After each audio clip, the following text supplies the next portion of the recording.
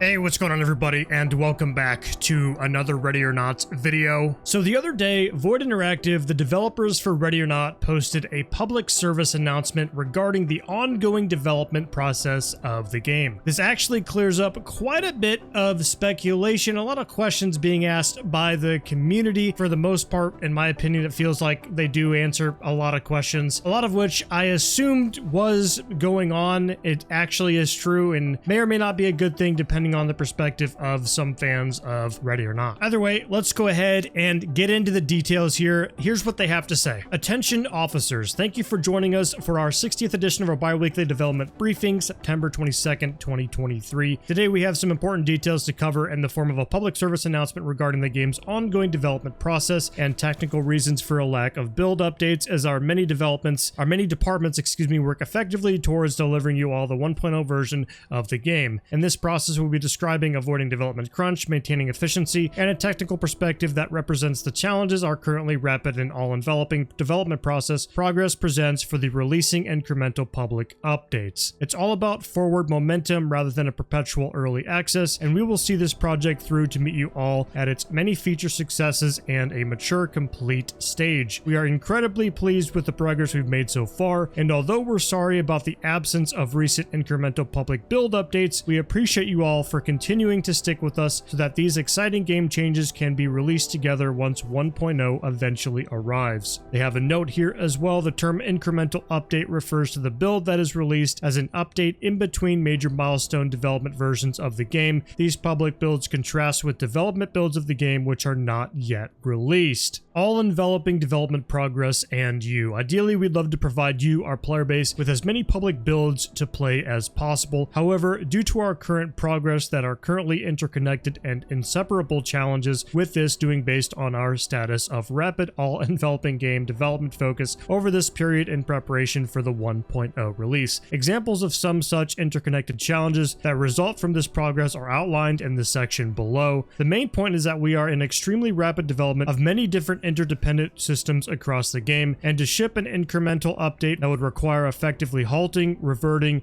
and synchronizing fragments of our forward progress at a critical moment, winding up to the larger 1.0 release. An all-enveloping example. In this hypothetical example, let's say we plan to release a build update as an incremental update that contains a new level Coyote for all of you to play. As previously mentioned, we've been working on every single aspect of the game, from revamped SWAT AI to be showcased at a later date, they say, to extensive UI UX overhauls additions. They are not compartmentalized into any group where they can just cleanly export them to a public build in isolation from the rest of the development build features. This means that at this stage of a development from a technical perspective, adding the new Coyote level would require us to also add all these other features in some form. First of all, we need to provide you with our new AI spawn system and AI improvements.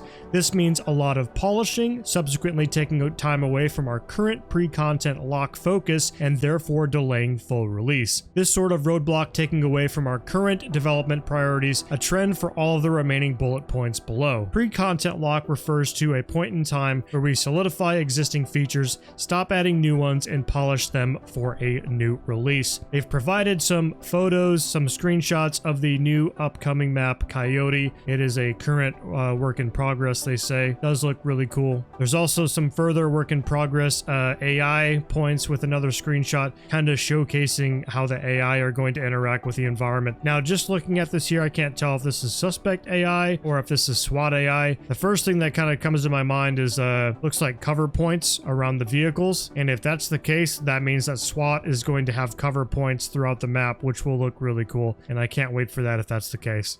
Moving on, another little thing they mention here, we would need to provide you with all of our Coyote level characters, most of which are still pending character rigging, and one or two are still being developed in the art stage. If we don't do this, we would have to use generic models as placeholders, which would create a dull experience without the desired character variety. And they've got photos or screenshots of the work in progress models here as well, so you guys can take a look at those. Moving on from that, they also mention we also need to provide you the new quantum sound system. without audio would not work properly in the public build. And they also say we need to provide the new level select system, and they show a screenshot of what the new level select system looks like. And honestly, I do like this. I think I'm gonna miss the mission map if they decide to take the mission map away, but this does look really cool, showing kind of like a background of what the map's gonna look like.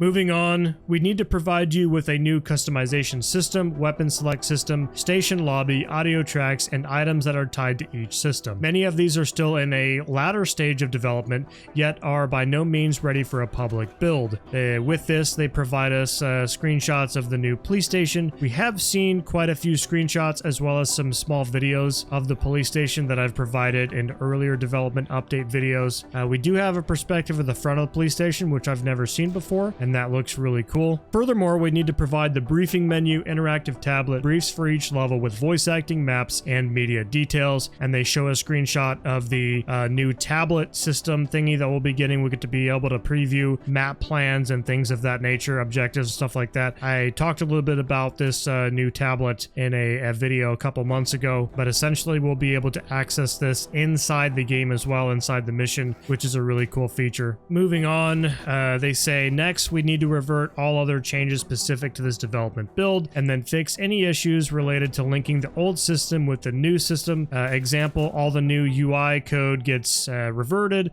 but that code has already been written for that purpose in other areas, and also has to be rewritten and fixed. Lastly, we would need to then spend at least several weeks ensuring a solid quality assurance pass has occurred, testing an ADHOC, I don't know what that is, an ADHOC game build that will be mostly entirely different from its intended proper state in 1.0. A further meaning and forward momentum, this is I guess their closing statement here. Metaphorically, releasing an incremental updates during this phase of development cycle is like tearing down a house, rebuilding it halfway with improvised parts, furnishing it, and then tearing most of it down again to rebuild the final, largely different house that we were working towards. I definitely understand what they're saying here. Releasing updates with this massive independent development is going to create unsustainable strain on the team, effectively causing us to crunch and redo old work just to release an update. Our goal is to release a strong product that we can continue to update post 1.0, making sure our team is working effectively, love what they are doing, and love what they are working towards is something we can see as a critical to our process. That's important, and we're doing it with the technical limitations for public builds and momentum in mind. Our ultimate goal is providing you all with a complete experience that will enhance the game's quality, replayability, and naturally keep you coming back for more as we push new updates post 1.0. We have tons of great content and fixes in store for you all, but we hope this briefing paints a better picture of the technical limitations for why we cannot release it in an incremental public builds while we were expanding every area of the game towards the 1.0 release to the end of early access. Before we go, here's a glimpse at a new level. So they do showcase a screenshot of an upcoming new map. Honestly, I can tell right away just by looking at it, the pier in the background is very, very close to the pier you'd see in like GTA 5 with the Ferris wheel. Obviously, yes, I know this does exist in Los Angeles, but I do think it's kind of cool that they're trying to wrap this together with everything, especially with their fantasy version of Los Angeles, Los Sueños. That's gonna be everything to go off of here. We got quite the closure as to what's been going on with the development update progress, and I'm glad they decided to put this out. I hope they do more like this, and I hope they continue to give us work in progress news. What I feared is true. They are going to be sticking to their guns and not going to be updating the game until 1.0, and I think a lot of people are going to be unhappy with that, especially those that have paid so much money for Supporter. I bought Supporter Edition as well, and obviously I'm not happy about not seeing updates